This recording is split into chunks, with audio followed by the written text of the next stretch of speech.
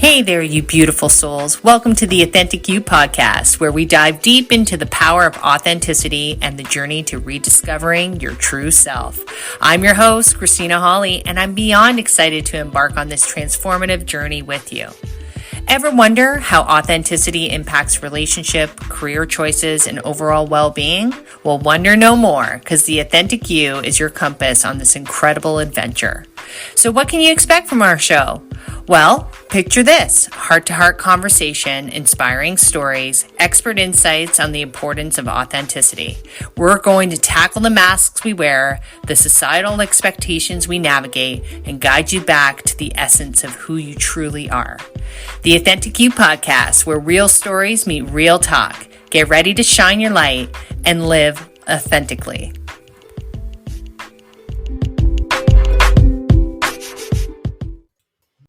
For today, right now, we have 162 people in the room, and the room fills up pretty quickly. But today, we are going to talk about how to handle stress like a boss. But before we get started, I should introduce myself. My name is Christina Holly. I am the founder of the Authentic You Coaching and Holly Consulting. I help individuals and organizations unlock their full potential by aligning leadership, personal growth, and well-being. And many of my clients come to me when they're feeling stuck, either in their corporate careers, or maybe they're unsure of next steps. Maybe they're struggling with self-confidence, or overall, what's their purpose? And if this sounds like something you're experiencing, then you are definitely in the right room. Everything that we do in this space is about empowering you to make sure that you are in a great spot and you can move ahead and do what you need to do. My background, I guess, my credentials is that I was in HR for 25 plus years in senior HR leadership roles for global organizations. And what happened was during COVID, I wrote a book. And this book is called The Authentic You: Unleash Your Leadership Potential. And it changed my life forever. And it has put me in a position now where I work with people doing transformational work all over the place. We do retreats and coaching programs, and there's so much, right? And I absolutely love it. And it makes me so happy to be here, even to be speaking with you guys right here on a regular basis from Monday to Friday. With that being said, for those that are interested, I have a gift for you. If you hit my link tree and you just sign up, you can get a free workbook that will help you with journaling prompts to go in a little bit deeper. I think a lot of times people will say, hey, I'm going to be authentic, and people don't know what that really means. You got to do some work in order to get there. And at least this would give you some starting points to start working through that process. So I'm happy to be able to put it out there. I think the more people that can be aligned in their truth and really showing up well for themselves, we all win. So that is for you. So please take it. And that makes me very happy. So let's do it, guys. Let's talk how to handle stress like a boss. So let's get one thing straight. You're not here to crumble under pressure. You're actually here to rise through it, to stand tall, to lead with clarity, to handle stress like a boss, because stress isn't weakness. I want to repeat that. Stress is not a weakness. It is feedback. It is your soul saying, hey, something's off. Come back. We need to center this.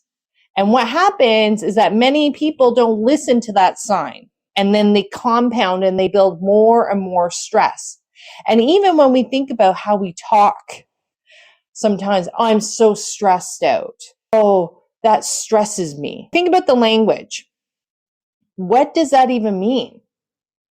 It's almost like it's language that we've created where it allows us to say that we're dissatisfied instead of doing something about it.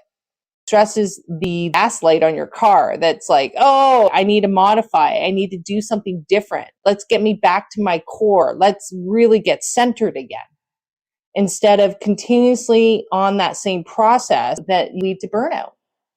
So what can stress look like in your life, in everyday life? If you are waking up tired after an 8-hour sleep, you could be stressed. When you're pretending that you're fine and your heart is racing. Wow, this one for me speaks to my heart. How many times have I been in situations where I'm like, yeah, I'm fine, no problem, whatever. Yeah, especially in corporate environments, right? When everything's blowing up and you just have to get through it. Unless you learn how to manage that effectively, you could be compounding stress. You could compound it in a way that it's not healthy. It builds up. So if your heart's racing and you keep going, there's the whole process around flight or fight and how a tiger, if you're being chased by a tiger, it's supposed to be a short period of time. It's not supposed to be running this marathon for a month being chased by a tiger. So when we have things that we're continuously building stress over and over and over and over and over and over, and we haven't pivoted, that's a problem. And your body will really respond as such. So I want us to think about, how do you manage those situations? And I'm not going to say that they're not going to happen, but it's like, how do we manage it? It should be short little sprints, not a marathon. If we are not in a position where we have been learning how to self-regulate, then you think you're supposed to be running a marathon, but that's not true. You have to be able to check in with yourself. You have to be able to get back to that place where you are solid again. So you can do another sprint if necessary. So I want you to think on that one. Tell me if this resonates with you. Saying yes to one more thing, even though your body is screaming no. But yet, you're saying yes. Yeah, no problem. Sure, put that other project on my plate. Sure, no problem. I'll take the kids and I'll go here. Sure, no problem. You need that? And you are depleting.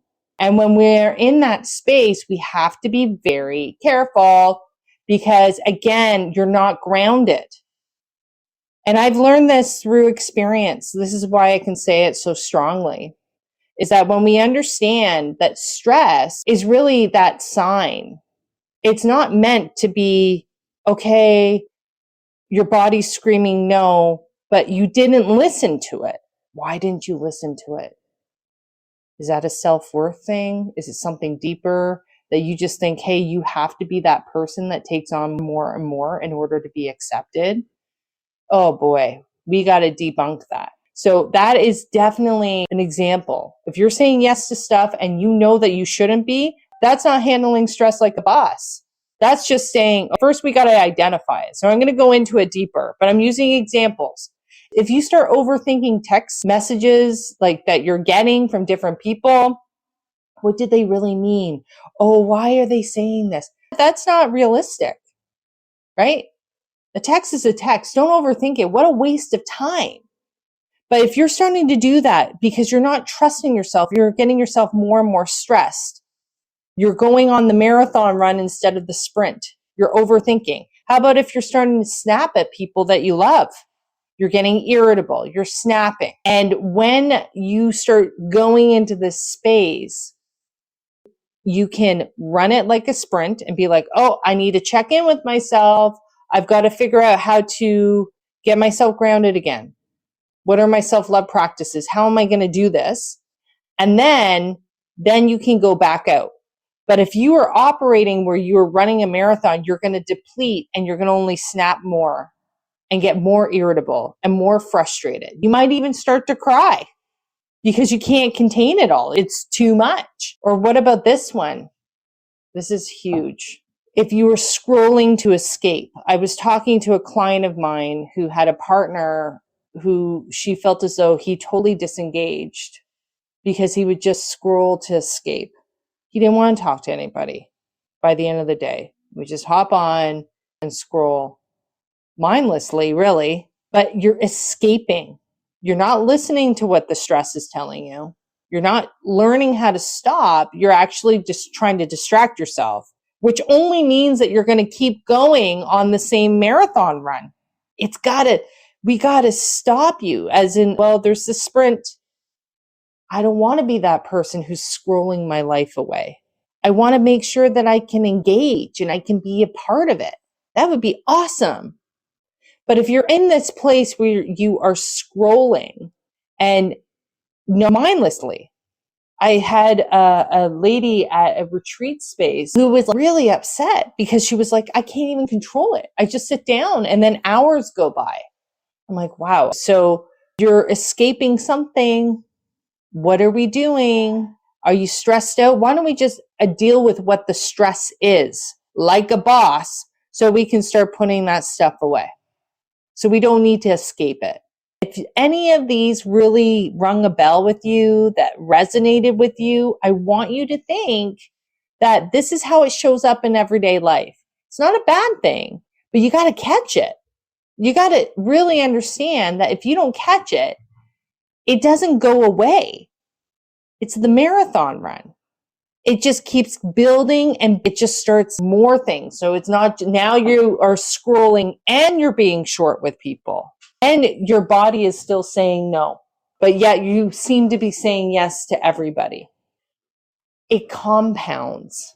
And the reason why we need to talk about this is that if we don't understand that we're doing this to ourselves, to our bodies, to our minds, to our overall well-being, and there is a self-regulation piece for you to understand that stress, you're not supposed to live a stressful life. Your stress is the indicator that, hey, we either have to move faster, we have to pivot, I got to fix what this is, because if not, it turns into something. And it can eventually break through you. It can come through as burnout. It can come through as exhaustion, where you've knocked yourself right out. And I've seen that with clients. Anxiety, our good friend anxiety. And anxiety starts taking a life if we don't learn how to manage it early.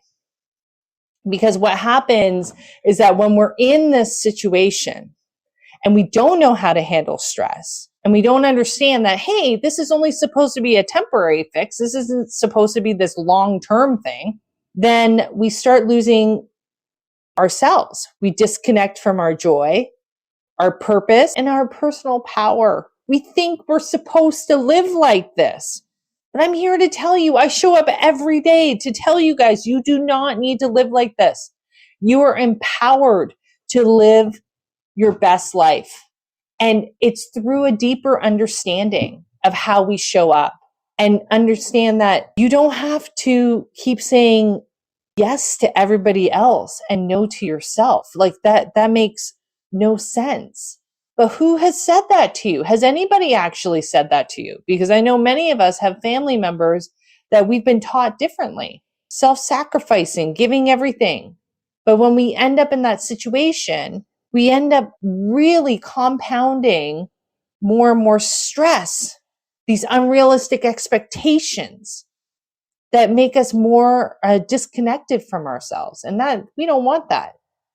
I don't want that for you. And I definitely don't want that for myself.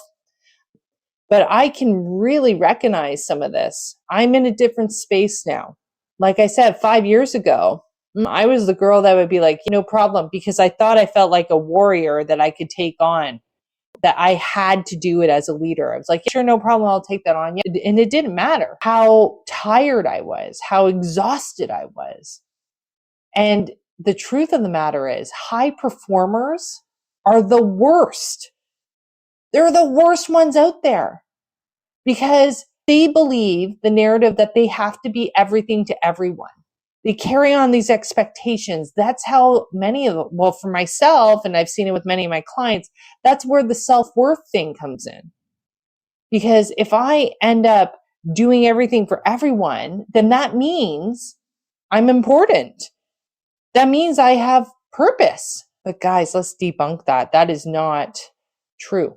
All that is constantly looking for more things to really get your validation of who you are. And talk about stressing yourself out. When do you get a break from that?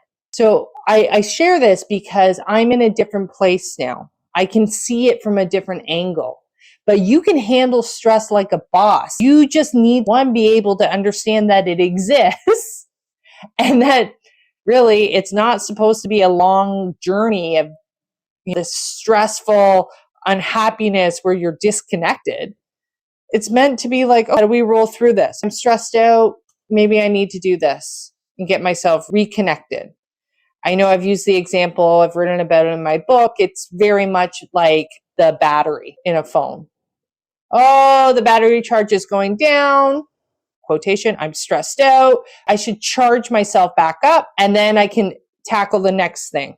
Instead of feeling it's all one thing, like that you have to deplete yourself all the way down. That doesn't make any sense. And when we understand that, that makes a big difference. In business, for those that are listening from a business lens, now I want to explain this. This is the beauty of it. Leadership can be from business, but you can be a leader in your life, be a boss in your life. Who are you in your family unit, right? Do you show up? Are you taking on? So whatever I say really can translate. But it's the idea of high performers. When I say high performers, these are the ones that really are ambitious and that want to really move up. And I was one of them. So they have not been taught. The work that I do now, it's so interesting how it shifts. The work that I do now is that you have to learn how to self-regulate. This is not healthy for you. So, hey, high performer, it is amazing. Great. You can do all those things. But if you are exhausted and you are on leave because you just couldn't do it anymore, you're no good to me. But if you can model behaviors where you learn how to run those sprints or how to delegate in a healthy way, if you delegate something out, this is a perfect example. From a stress perspective, if you don't take that on and you give it to someone else, that does not have anything to do with you. But many of us have been taught that if I don't do that, then that makes me less than. It could be a mom. It could be a business leader. It could be whatever it is. There's a saying out there, it takes a village. We all have different things, but if we're grounded in who we are, then that doesn't matter. You're just happy to have the help. And you're finally standing up and saying, hey, this isn't realistic. I'm not willing to be living in a world of anxiety. I'm not willing to do that or being burnt out by the time I get home from my kids. That's not worth it. It doesn't matter how much you pay. And I say that in a very respectful way, but many people don't even understand that they're in this web. And that's why I felt the need to talk about it today, because when we understand that stress is an indicator, it lets us know, hey, there's something to be done, but it is not meant for you to run a 2-year marathon. It's meant for short little stints. How do I get off of it? I don't want to be in this space. And allowing yourself space to do that. And when we do that, it just makes a huge difference. Your quality of life will change like that. All of a sudden, you're not trying to prove yourself to every single person out there. And when we understand that, that is a game changer. I've got Paul, and then I've got Umalin. And then I'm going to talk to you specifically how we're going to handle stress like a boss. Come on, Paul. Come on up. But some people I know. Hey, Paul, how's it going? It's going okay. Can you hear me okay? Yes, I can. How are you? I'm fine. It's great listening to you. Just a quick thought. One of the ways I've learned to reduce stress, and I retired last June, but I've learned this from yoga practitioners, is nice. Take a deep breath. Take several deep breaths. When you get frustrated or you want to swear or whatever's bothering you, just sit back and take deep breaths. It has been very helpful for me. And that's all I've got to say. I'll hand it back to you. And thank you very much. Oh, thank you, Paul. What a great example, because I think that when we breathe automatically, it's interesting because I've had to deal with people that have had anxiety attacks and many different things have happened. And breath immediately brings you back present, and it helps you flow and release things, which I think is the best way to understand. I love breath work. Love it. So there's one thing to do basic, like breath, right? Breathe in, breathe out. If you're in a crisis situation, go to breath immediately. Just like Paul said, go to breath, start breathing. But I'll tell you, when we're talking about those sprints instead of the marathon, try going to a breath work session. And if you guys are not at that level, Look it up on YouTube, breathwork session. You can do one. I just did one today, a 5-minute one. And it helps you with your breathing regulation. When that happens, it's like your body, you move from fight or flight and you start allowing your body to get back into the natural rhythm of things. So I just wanted to say, Paul, that was excellent. And that was a wonderful thought. Thank you so much, Paul. Thanks. So now I am going to swap out Paul with 𝐿 and see what 𝐿 has to say. Hi, 𝐿. Hey, Christina, how are you? I'm good. How are you? I'm so great. Thank you so much for having me. Always. One, I love your contents. And two, when you said standing tall, I said, no way, Christina. No way. You talk to me like that now. I love it. So, well, I'm happy.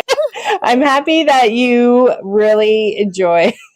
Well, and I push you guys because I think it's important to acknowledge that you have the tools right now. Yes. Maybe we have to go to the basics and think about what you do have instead of what you don't have.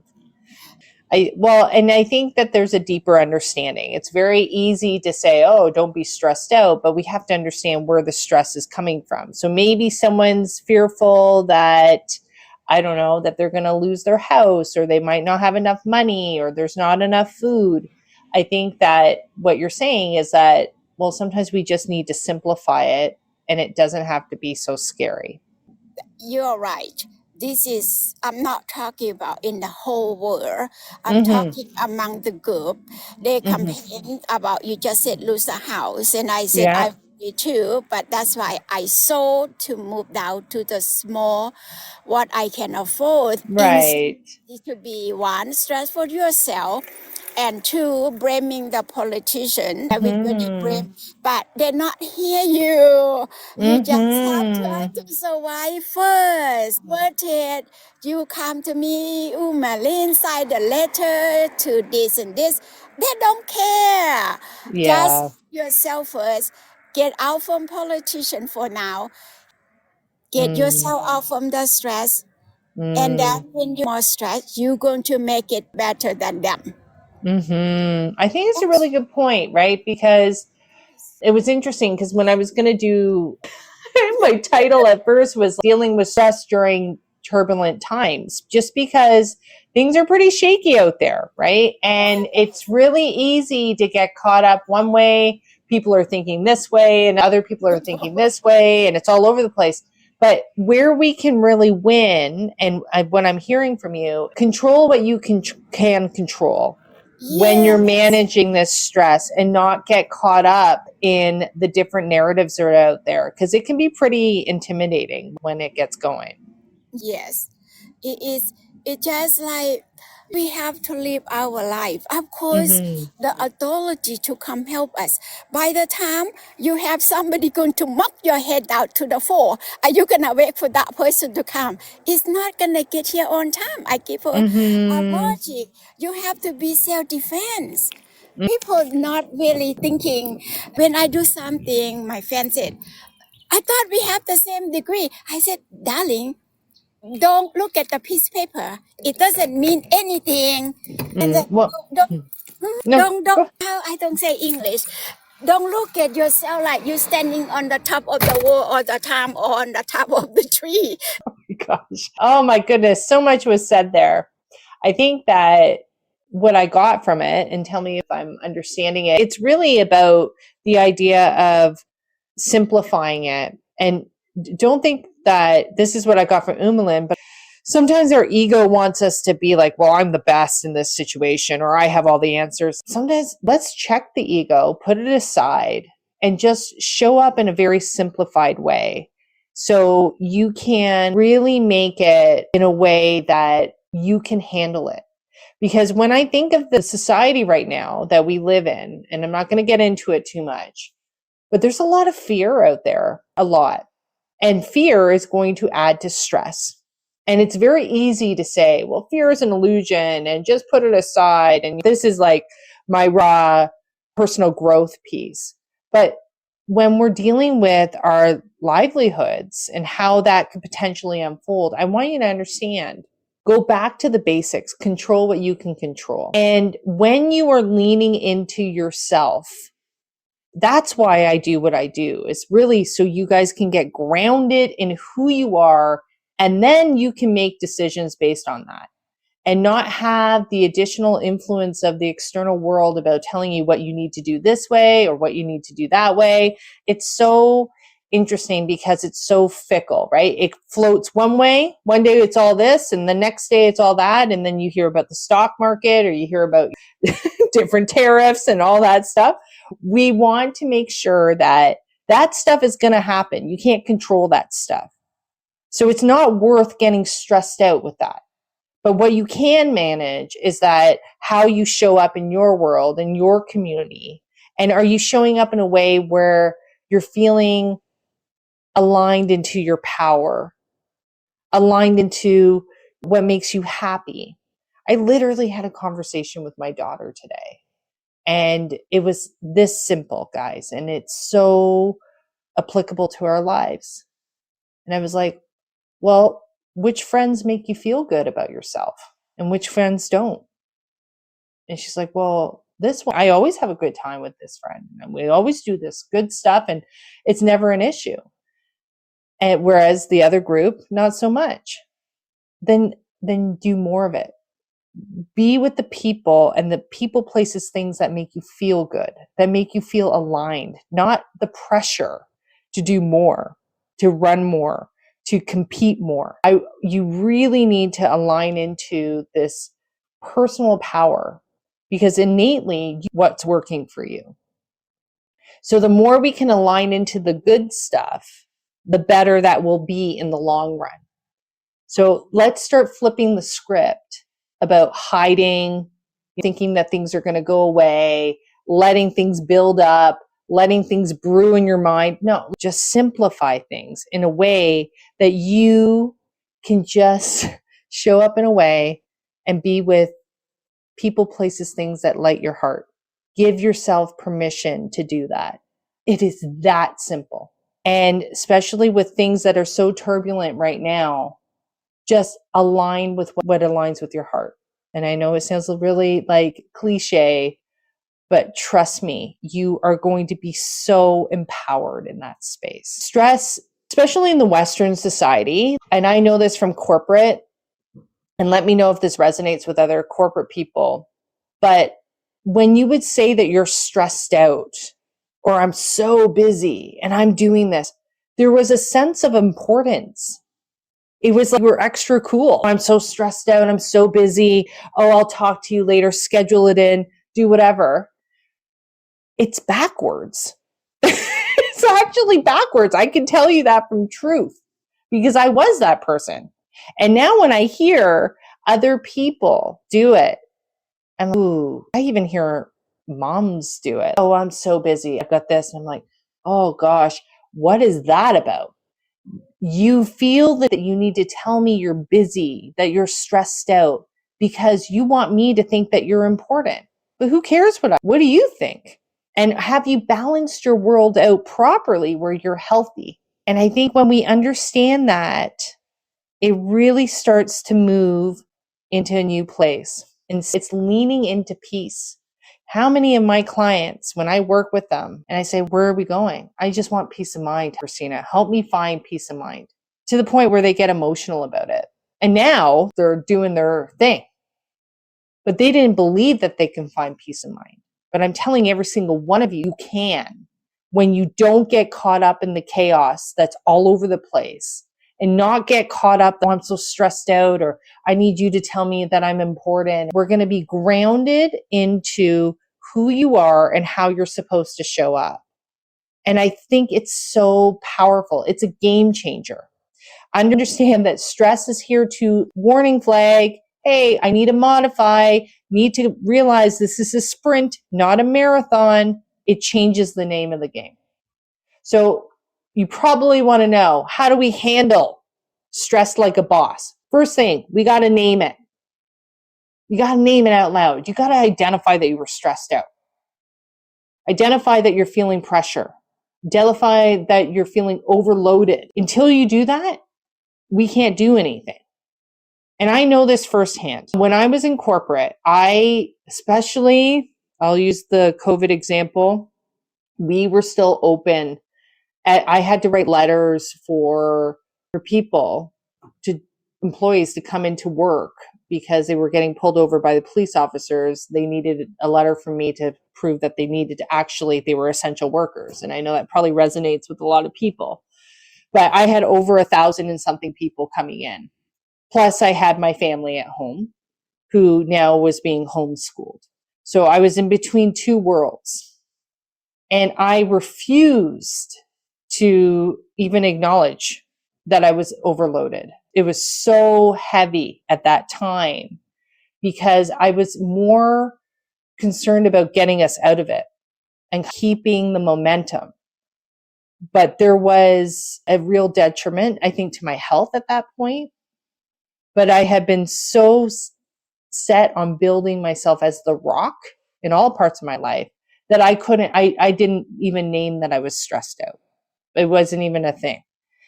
Now it would be different. You would be able to say, hey, whoa, a little bit overloaded here. Just let me get my bearings and then we can reset it and we can do this instead of running on fumes, instead of just trying to move ahead.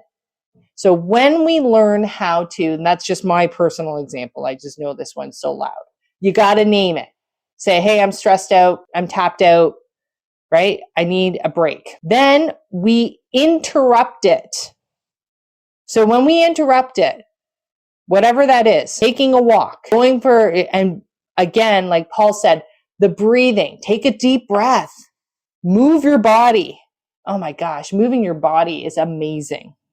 Does not need to be anything. You could actually jump there and do the shakes. Shake your hands, jump up and down, do a little yell, like a fun yell. You could laugh, whatever it is, but you're breaking the stress pattern. If not, you are running the momentum on fumes, right? That marathon, it builds. Running the marathon, which builds momentum that's going to lead you to burnout or that you're going to be really sick because it catches up with you. You can't outplay this.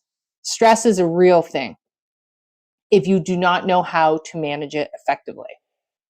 So when we interrupt it, automatically you start to shift the energy and you start to put yourself back into control. And when you understand that, you get yourself back into control. The way the visual I just got, you get back in control. You know what? You're behind the steering wheel again, and you can decide how you want to drive the car. You don't have to just feel like you're recklessly just running, doing stuff. You can recalibrate. Now, a simple thing that I used to do all the time, I would go for a coffee, and I'm a coffee junkie. I love my coffee. So I would be like, I'm going for a coffee. Nobody would even question it, but at least for me, it was a break. And then I could interrupt what was going on, and then I could pivot and I could make better decisions. So the third one is you got to start asking what is true. Is this actually urgent or can it wait? How many times have we piled things on that we feel as though, oh, I got to get it done. It's so important. It's not important. It's a story that we're telling ourselves. Can it wait? And ask yourself this, would your future self thank you for waiting? Maybe it's a day, maybe it's a couple hours, instead of just plowing through stuff without taking a breath. So when we understand that we're empowered to start prioritizing, does this really need to happen right now? So an example I would use in workplaces, can you leave at 5 or do you have to leave at 8 because you don't want everything on your desk? And if you're still not understanding that, many people will stay later and later because they feel as though, one, I don't believe in it, but a lot of people will say FaceTime, right? They do it because they want to be seen by certain people. Hey, I'm working so late, but you're not working smart. So that, to me, it doesn't make a lot of sense. You're causing yourself more stress. So I'm using that as an object lesson. It could be any part of your life. It could be at home with doing chores at home, or maybe hanging out with certain friends, or children obligations, whatever it may be. Number 4, you set boundaries with love. So you have to start protecting your time and protecting your energy. And here's the thing. It's so interesting because many of us, we are really good at tricking ourselves. We'll tell ourselves these beautiful stories. Oh no, it doesn't really matter. Or I didn't see it. No, there's always warning signs. We know who's draining us. When you're exhausted, when someone has decided to take you away from your peace of mind, when you feel guilted into doing extra things because you feel as though you have to. And when we understand, that can be a complete game changer. That changes everything, really. Understanding how to protect your time and how to protect your energy changes everything. And number 5 is talk to someone. Remember, you're not meant to carry all this alone. You can talk to your boss, you can talk to your husband, you can talk to your wife, you can talk to an aunt, you can talk to your kids about everybody pulling their weight. Because nowhere does it say you are meant to carry everything yourself to the point where you are depleted and exhausted. Because if we put ourselves in that situation, you're not going to win. And what I will say is that from a Western perspective, and I have Dr. Rao in queue, so I know he's going to speak to this, but from a Western perspective, we have been hardwired to believe that this is the way that we're supposed to be. That we're supposed to have these unrealistic expectations. The busier we are, the more important we are. The more we're tired or exhausted because we're so stressed out. Wow, that person must be so important. False narrative. We need to debunk it because it doesn't work. So those are 5 things right there in how to handle stress like a boss. 1, name it. 2, interrupt it. 3, ask if it's true. Is it really urgent? 4, set boundaries with love. Protect your energy all the way. And number 5, connect with others. Delegate. You do not need to carry the load by yourself. All right, so let's bring up Dr. Rao. Hi, Dr. Rao, how are you? Hi, Christina. How are you? I'm very good, thank you. It's called ever renewing energy. Yes. I live in that. So people ask me, how is that you've seen 20 patients, you have done so many meetings, and at the end of it, you have more energy? I tell them one thing. I don't deplete the energy. See, the negativity, I understand that.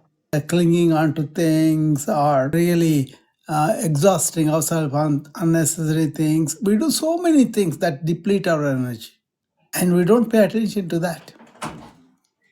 See, this was introduced to me by somebody who really bowled me over when that was presented. I was not really meeting the person.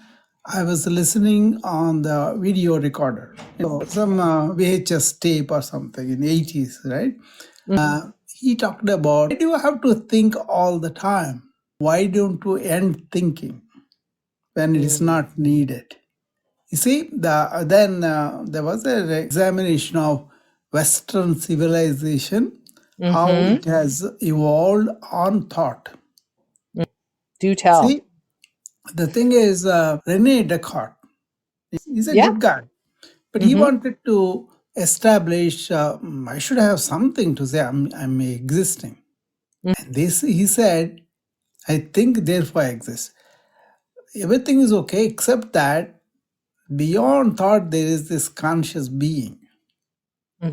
See, a lot of our mental problems are because we're stuck in that mental frame. Actually, it is only something that happens in our awareness. You're not happening to the thoughts are happening to you. And we identify with that instead of using it. So my thing is, I am in awareness of what's going on, what is where I am, what I'm doing and all that. But then I use thought consciously. That means thought is a powerful weapon of ours or tool of ours, but you have to end that thought unnecessarily, otherwise it goes on going into the loops of thought. That showed by the neuroscience, and that could use to develop talent or some good things by really making a real good inroad or what we call ingrained thoughts. They're like a cement going several times going on, it gets a really strong road, right? Like that.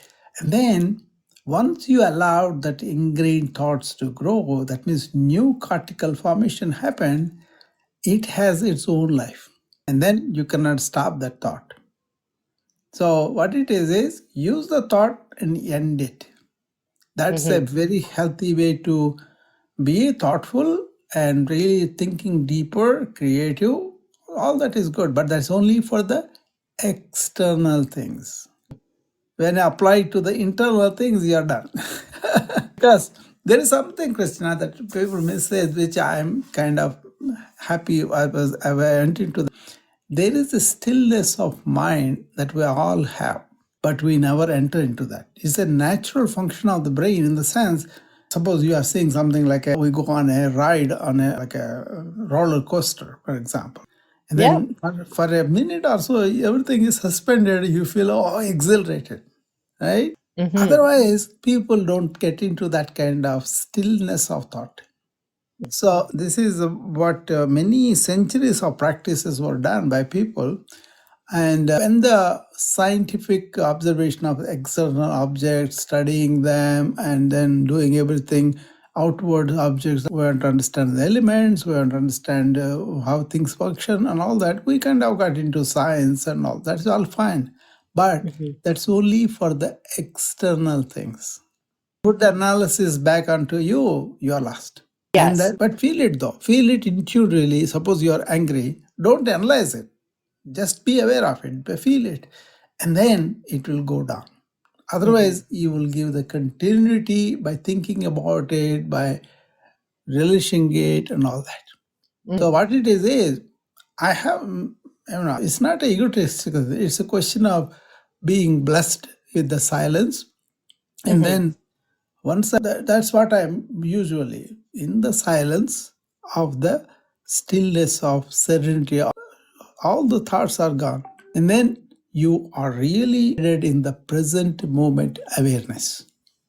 And then thinking that. But the thing is, suppose I see a patient, right? How practical this is. When I go there, I don't want to keep my agenda in my mind. I don't want to think about all the things that are coming over the problems because administrator, everything in my head, right? I don't want all of that.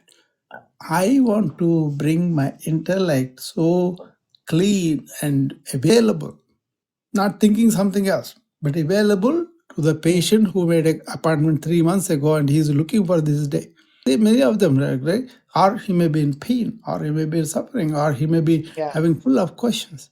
So how do I listen? I am emotionally, intellectually available by not keeping myself occupied with something else. This is possible for me because in the morning when I first get up and then really be awake and aware of where I am, what I'm doing, what's going on around me. Be aware of the light, be aware of the rain if it is falling on any sides, outside or inside, right? Any plants, any animals, any people, just be aware of them. Don't make comment or anything. There is something I learned from the real spiritual deep stuff is our thought raises up. That is the I thought, they call it. That's the first my thought that comes up. But if you don't allow that to go into the future, but stay in the present, then that I thought has no chance of forming network of thoughts. I agree. See, when I go to the patient, I'm saying, how are you, sir? Say, I have this chest pain. Then I will allow him to go to the auto, what he wants to describe, telling him, tell me, how do you feel about that? What it is doing to you? What is your experience of the pain? He will tell me volumes of it. Wow. I don't leading questions as a professional now. Then I may say, does it work with thing or eating? All those professional training will come after that. But allowing him to validate his feelings, validate his experience was where I should be keeping quiet and listen. In the motivational interview that we developed in the informatics, Christina, that is what it is.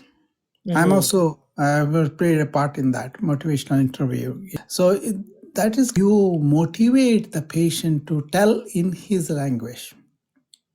That's a good point. For sure. No, to happen that, keep quiet your mind. It doesn't take 2 or 3 minutes for him to tell his experience of the pain and suffering. By expressing that, first of all, cathartic. Other thing is, I am listening. Somebody is validating my experience. Somebody is listening to me. But my doctor. It's one of the 5, right? It's like connect. When you're connecting with other people, so one is from your perspective, you could, as the individual, if you're feeling stressed, you could connect and share, right? So the patient is sharing, or if there's an employee is sharing with their boss, or a spouse is sharing with their partner. You can see it's so interchangeable. But when we have that, it takes the other side to hear them out, not just to shut them down. So it's really it's about how you're going to show up in this space. And then on top of it, being aware whether or not other people are really showing up. Are they listening to you? And if not, then that's okay. Maybe you're going to find someone else that will listen to you. But I think it's a very fair share. And I really appreciate the part around that energetic flow. I truly believe this. I've seen it firsthand. Where people have this source of energy, I think I'm one of them, that you just keep going. My nickname has been Energizer Bunny. It's just go, right? The North Star. It's just really bright, vibrant. But I take time to curate that. I had to learn some hard lessons in order to get myself here. And when you start tapping in, there is skills, right? That Dr. Rao is saying, you learn how to not take on stuff. You learn how to take the breaks. You learn how to allow a thought to come, but it doesn't paralyze you. The thought comes, process, let it go. Same thing with the emotion. And you really start to reset your life. We all have that energy inside of us. It's the essence of who we are. And the key is, that's why we talk about this stuff, is for you to tap into this reserve of energy. Who knows what you're going to do when you do that? But that's how you start managing things. You're managing your life, your energy in a whole different way than you would have before, when you don't even realize that you're carrying extra expectation and stress that's not necessary. So I'm going to bring my last guest. I got Neelam here, and we'll have a little chat with her, and then we'll start to wrap it up. Hey, Christina, thank you so much for having me. Oh, thanks for coming. How's it going?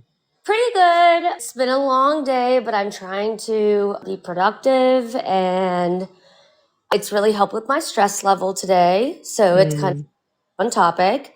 I have 10 different things to say, but I'll probably keep it to 4, hopefully. Everyone grows up in different generations, in different walks of life. It doesn't even have to be countries. Because even in this country, you could grow up in a trailer park with 100%. meth parents, or you could grow up really privileged and still have pain and stress. Absolutely. And stress is just relative to every single one of us. And Dr. Rao, you are incredible. I'm just going to constantly follow you around and listen to everything you have to say. And I don't know where you're from, but I understand. And that is my family. I'm the only person in my family. I'm the only bloodline born stateside. So I was curious. We'll see if he responds to me or if he's like, shut up, you terrible. He won't. He is awesome. I've heard him on a, but I digress.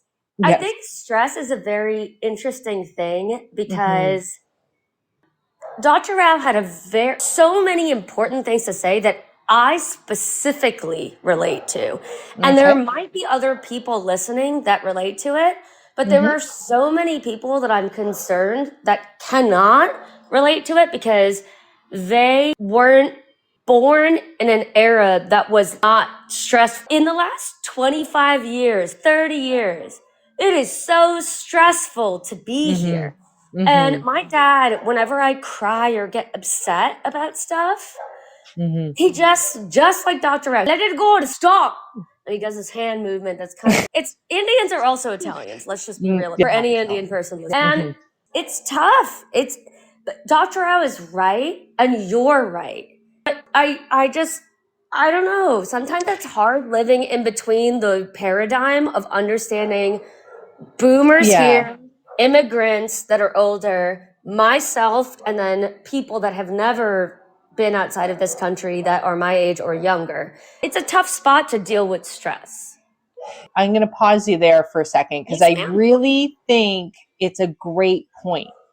And because all of us have been taught different things through different generations of how we manage stress, how we manage emotions, how do we show up even from a work perspective, right? So you have the older generation is the idea of you leaving a job and going somewhere else is absolutely ridiculous. Whereas the younger generation is like, sure, that's what you do. I think the part that's interesting is stress. And it's really learning from all generations because it's really about, hey, that's a good point. Maybe we could take that.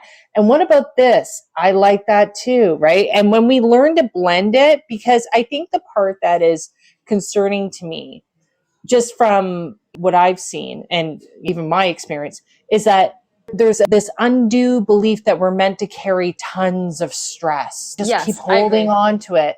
And if you're stressed out, you're so important. You must be so busy. That's garbage. It's total garbage, right? We haven't been taught how to self-manage.